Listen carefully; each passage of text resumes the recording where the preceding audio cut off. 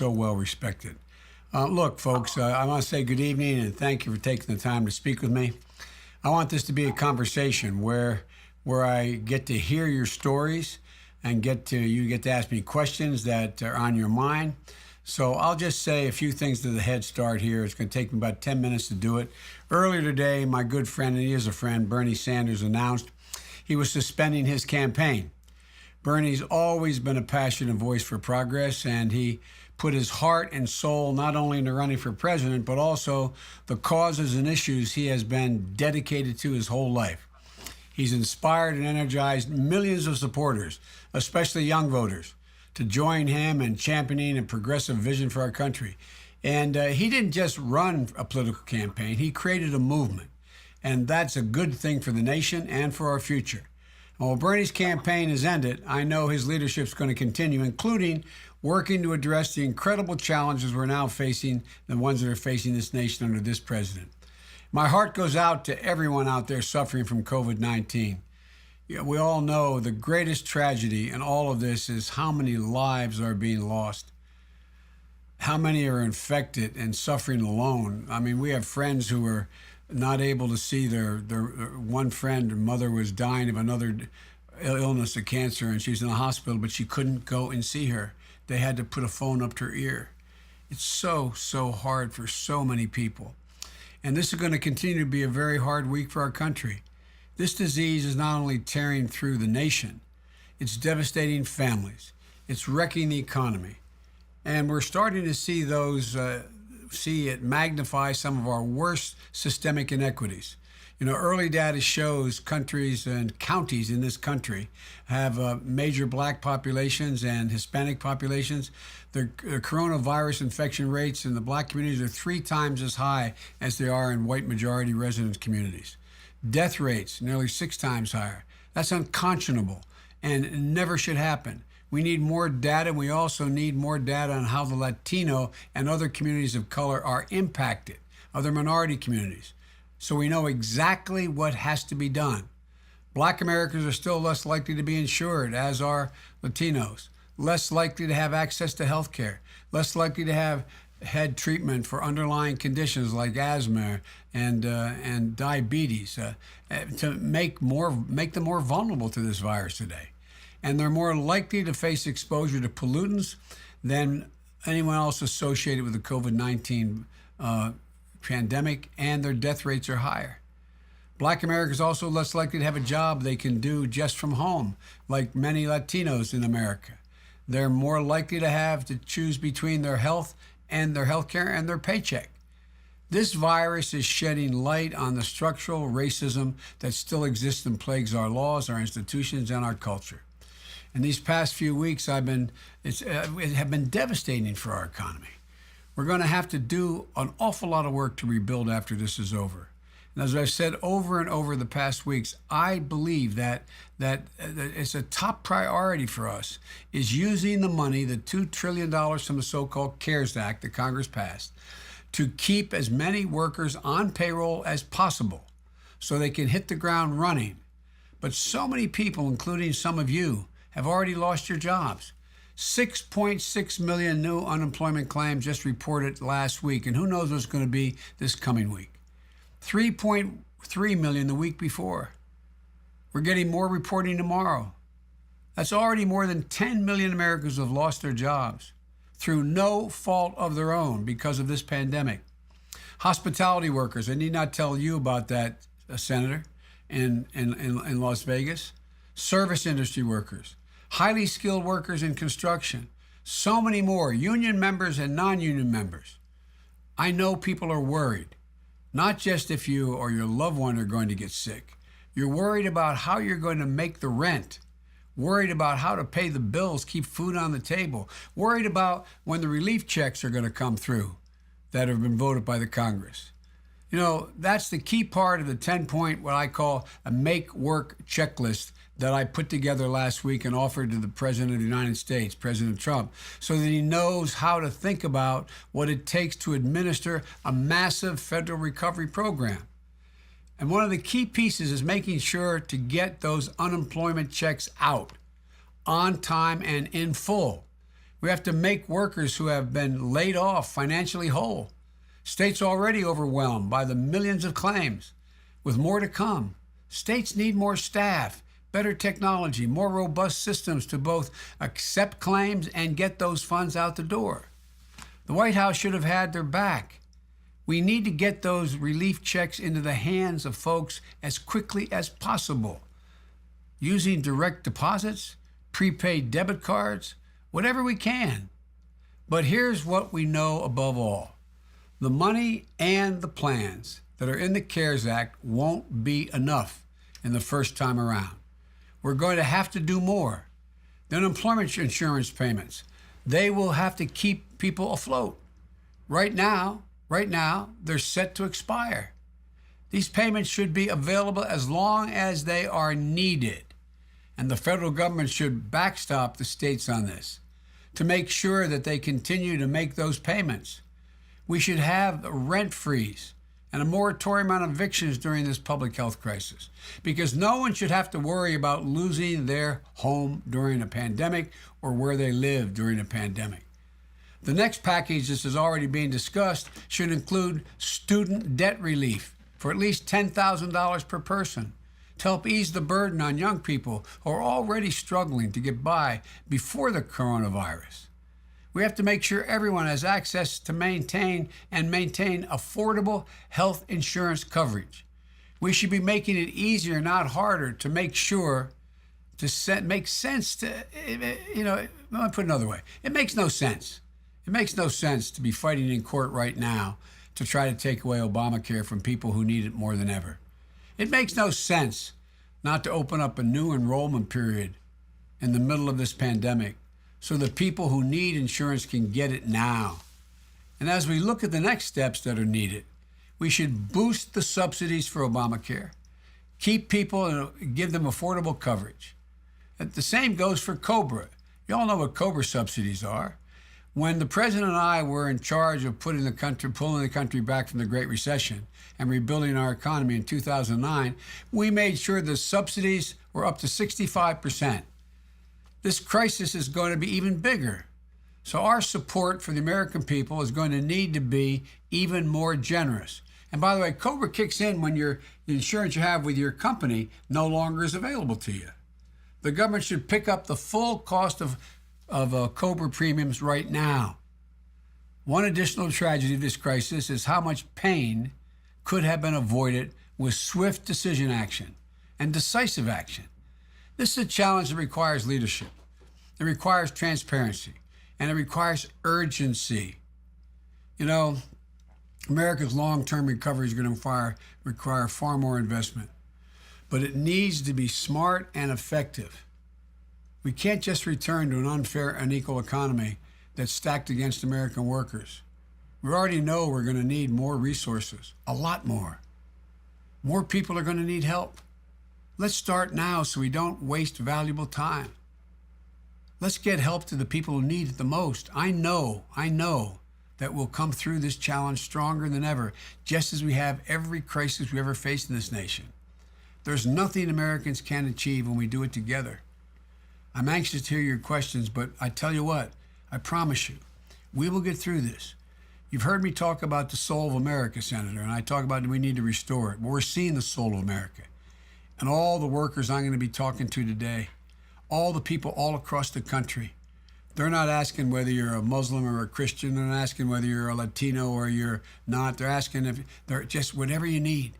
People are reaching out. Look at all the first responders, how they're risking their lives without the equipment they need to help people. It makes me proud to be an American. Proud. I really bet it really does. This is the soul of America. We're seeing it now. And as a consequence, when we get through this, we're going to be able to do so much better than we've done in the past. So let me stop now and take any questions y'all may have, and I'll leave it to you, Senator, how we go from here.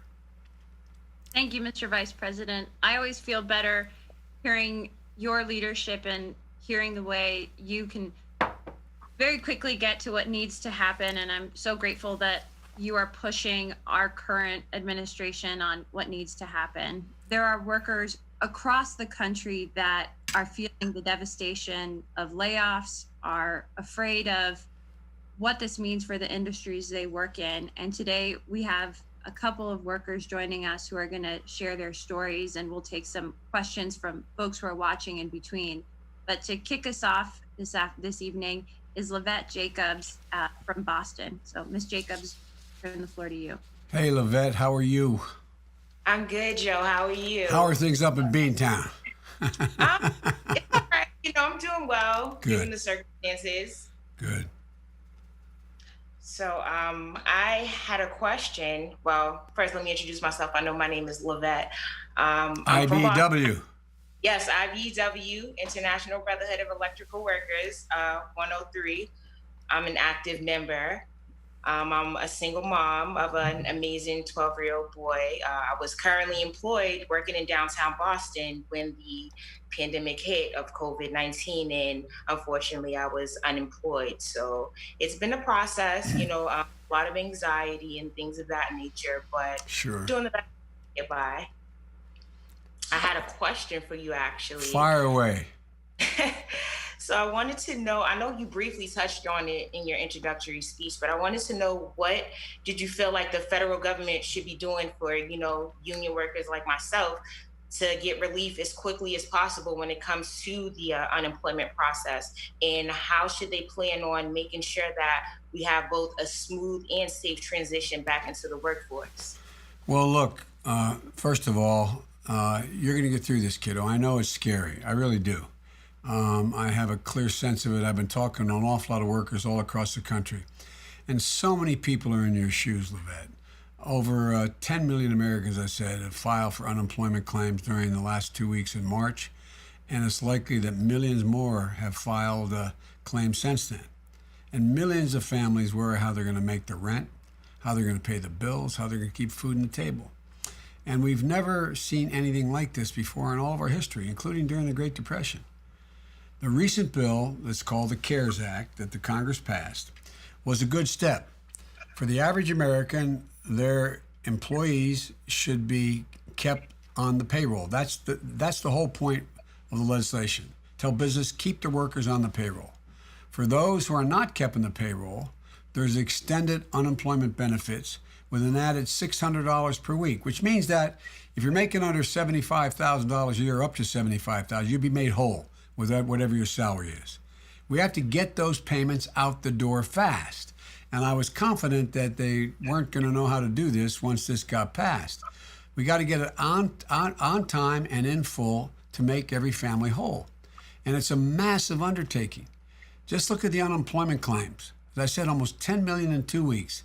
That's several times the prior record, which is an awful record to be breaking. States need immediate help with staffing, technology, and training to handle this tidal wave. If you go to the unemployment office in Boston, they're way overburdened. And some laid off workers are waiting over a month to collect their unemployment checks. Now, a lot more needs to be done, a lot. So I've called for the president to, one, issue clear guidelines so that all Americans understand the benefits they're entitled to. It's hard even to go to one place and know what the benefits you're entitled to are. Create an unemployment delivery team to help states get assistance out as quickly as possible, including boosting funding for the state staffs to be able to handle and get the information out federally, and the states to be able to create and follow through. There's a thing called the Defense Production Act. You heard a lot about it because you heard me starting to call for the president to employ it a while ago. Defense Production Act allows the president, as if it were a war, to declare that he can take over the production of certain things. For example, remember how he dilly-dallied, as my mother used to say, in insisting that General Motors stop making cars and start to make ventilators? He finally ordered them to make the ventilators. Well, we have to make sure that, in fact, that Defense Production Act applies not only to getting people what they need to protect themselves, but we should have a Bank Defense Production Act. Let me make sure you understand what I'm saying about that. We got to make sure the banks, the big banks, are willing to provide for and deliver make sure that there's unemployment payments are prioritized first and foremost, and require the use of electronic payments that are valid, are able to be paid for electronically, your unemployment, prepaid debt cards for people without a bank account, and deliver direct cash relief fast as we can get it. Families shouldn't have to wait for President Trump to sign a check. We have to work with Congress to extend and boost unemployment benefits, that is the extra $600, however long this crisis lasts, not just for the month, for however long this crisis lasts.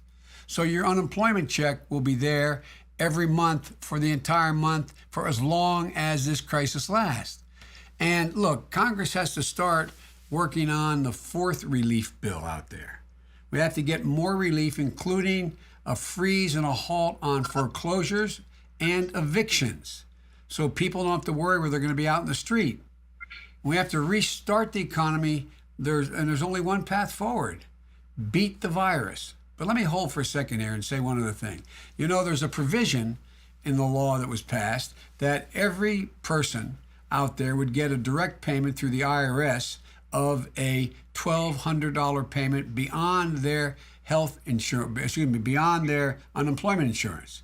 And if you have a child, you get an extra $500. The IRS should have already set up and get to you, for example, a check for $1,700, direct cash payment for every American out there, so they can get through this very difficult period. For a while, Trump was talking as if had to choose between our public health and our economy, but they're inextricably linked. This virus is why we have an economic crisis. And no amount of economic relief will matter if we don't bend that. You hear a lot about the inflection curve, you know, how we got to bend that curve instead of it going up and up and up. It's got to come down and flatten out. We have to do that as quickly as possible to stop the spread and save lives. So that's priority number one. But the two things that we have to make sure you have a place to go to is when you go to your employment office, they're able to pay you what you are entitled under the law. And it's an added $600 bonus from whatever the state was going to pay you before, essentially rendering you whole up to $75,000. And I know that's not what you're making right now. I assume that's not what you're making now, but up to that amount of money. And the direct cash payment that we sent to you in the mail to your address that the Congress voted for through the IRS. They're the things we have to do, and we got to get them to now. In addition, this next time around, this next bill they're going to have to pass, we're already talking about it, is they also have to continue this as long as the crisis continues. The cash payments have to continue, and the unemployment benefits. And the offices need help in all the states getting up and running. Thank you. Hope that answers your question. It did. Thank you so much for answering my question, and I appreciate the opportunity to actually be given the chance to speak to you. Well, I'm glad you're willing to speak with me. And look, I know you're worried about taking care of your son. Know you're worried about when the next meal's on the table. Know you're worried, and a lot of people all over the country. But thank you. And by the way, you know what we're realizing with all this this crisis is how valuable unions are. How valuable it is that we have an IBW, that we have people who, in fact, are first responders, how valuable the people we didn't look to before and didn't say thank you for. This is going to work out for the best at the end because people now realize how valuable it is. If every electrician in America went on strike, America shuts down, okay? If every janitor walks out, guess what? The disease, in fact, gets a bit worse. We have to appreciate that people who are busting their neck, they're the ones that built this country. They're the ones that keep it going. And I think there's a new appreciation for just what's being done by so many good people. Thank you. Thank you, Lavette. Thanks for your question, Lavette. We have a question from some of our audience watching at home. And Mr. Vice President, that question is, how can Americans get back to work and out of lockdown without widespread testing? It's going to be very hard. Look, as I said, the president makes it sound like there's a false choice. We either deal with the virus or we deal with unemployment and the economy. we have to do. If you don't deal with the virus first, you're never going to get back to be able to have the kind of robust economy we need and get people taken care of. So the first thing we have to do is make sure people are financially taken care of, because their circumstances they're in, whether they're small businesses, their employees, whatever it is through no fault of their own.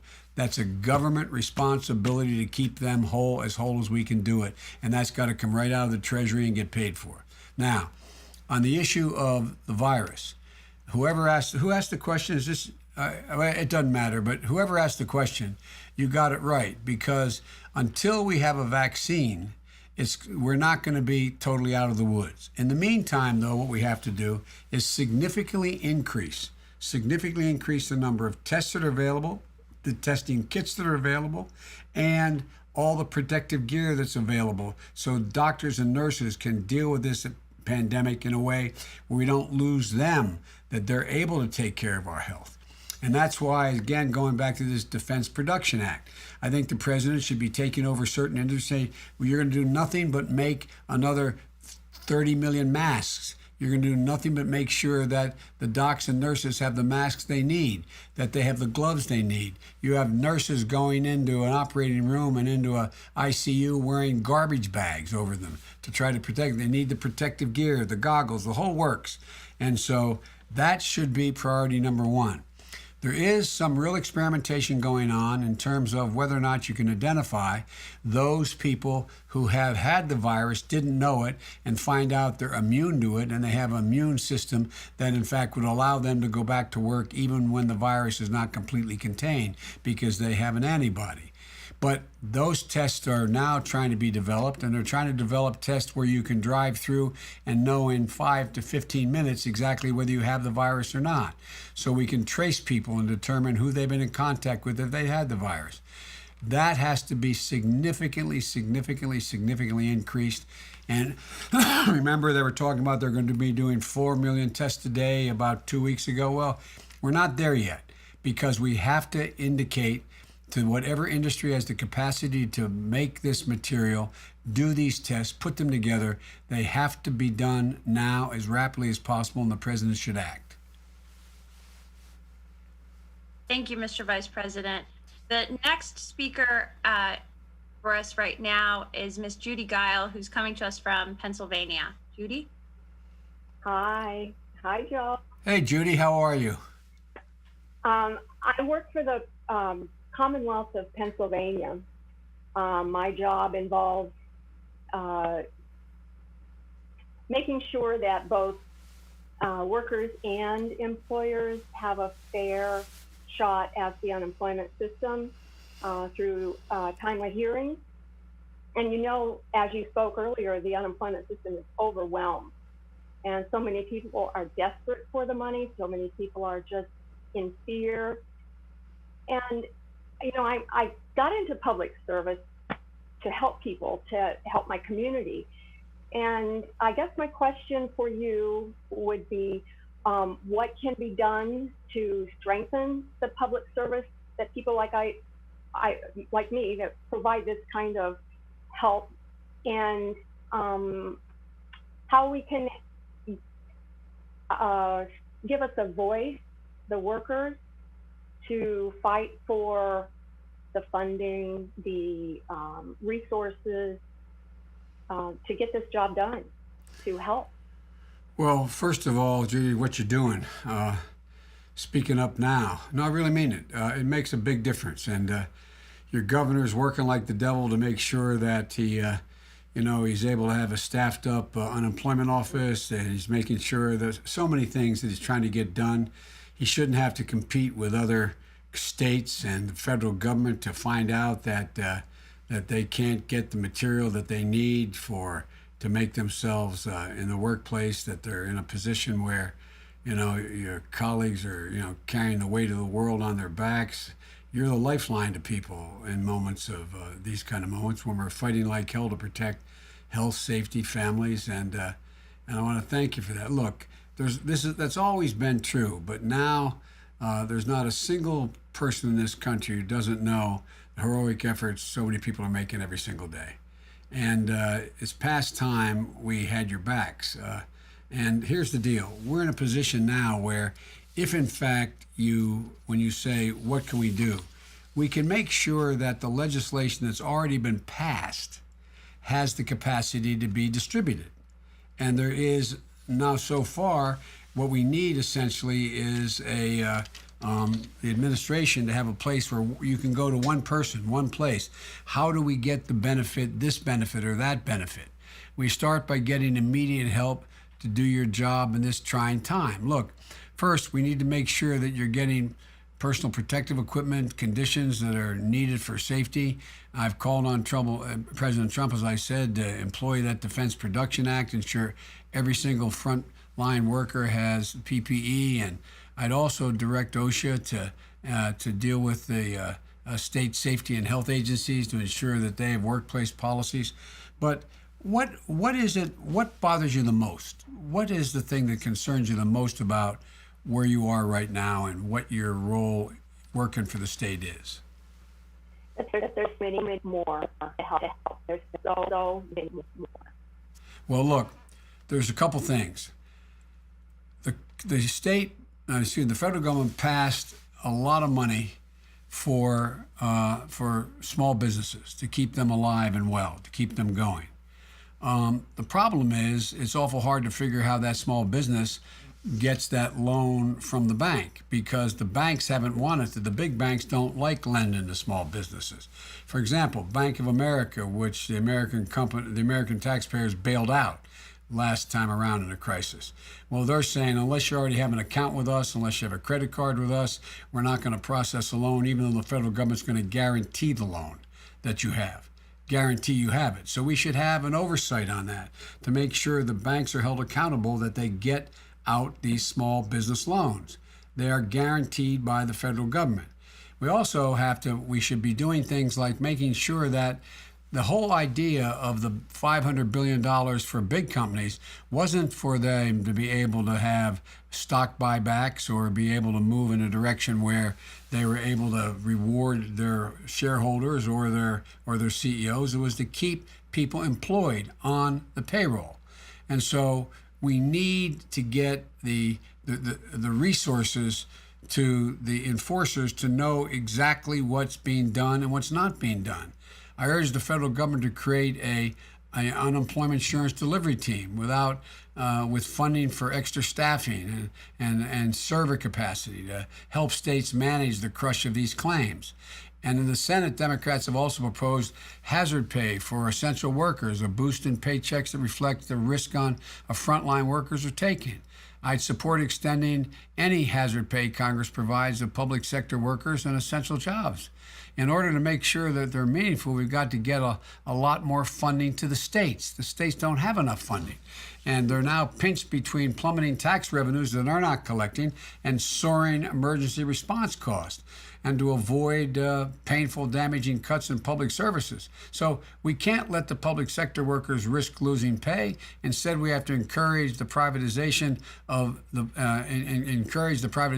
public sector, as President Trump has done. That's not what we should be doing. We need to boost support for state and local governments who are always and make sure they know that we're going to have their backs. And it means fighting, I would argue, for unions to make sure public sector employees have a voice in the workplace that they deserve. So there's so much that, as president, I'll pass the Public Service Freedom to Negotiate Act and make it a federal right for all public sector employees to be able to organize and collectively bargain so someone can, who serves our communities has a voice on the job.